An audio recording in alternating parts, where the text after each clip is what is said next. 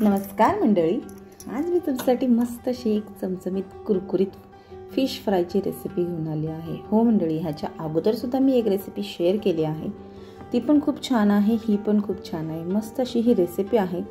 चला तर मग मंडळी, वेळ वाया न घालवता झटपट ह्या फिश फ्रायच्या रेसिपीला सुरुवात करूया। तर इथे मी 1 किलो हलवा मासा घेतलेला आहे। आता आपण त्याला मॅरिनेशन करायचं आहे। मॅरिनेशन करण्याकरिता इथे मी 2 चमचे घरचा कांदा लसूण मसाला म्हणजे चटणी, अर्धा चमचा काश्मीरी लाल तिखट, पाव चमचा हळद आणि चवीनुसार मीठ घातलेला आहे।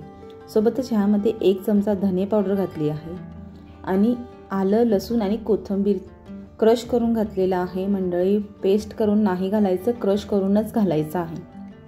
आता हे सर्व छानपैकी फिशला कोट करायचं आहे।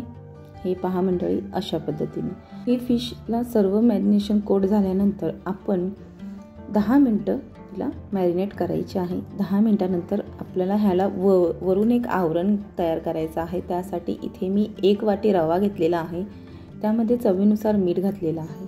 रव्याने काय होईल, ही फिश जास्त वेळ कुरकुरीत राहील, म्हणून ह्याला कुरकुरीत फिश फ्राय असं म्हटले आहे। तर फिशसुद्धा मॅरिनेट झालेली आहे।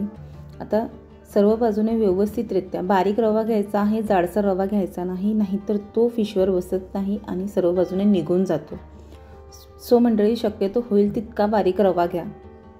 हे पहा मंडळी, अशा पद्धतीने इथे मी 4 ते 5 फिशच्या तुकड्यांना रवा लावून घेत आहे, जेणेकरून मला तळण्याकरिता सोपं होईल। तर इथे मी ऑलरेडी तवा गरम करण्यासाठी ठेवला होता, त्यामध्ये मी 2च चमचे तेल घातलेलं आहे। मंडळी, हळूहळू जसं जसं लागेल तसं तसं आपण तेल घालायचं आहे।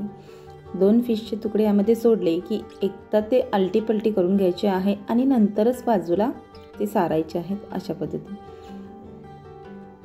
बाजूला सारत सर्व बाजूने आपण फिशचे तुकडे सोडून घ्यायचे आहेत तव्यात। नंतर आपण वरून तेल घालून घ्यायचं आहे लागेल तसं।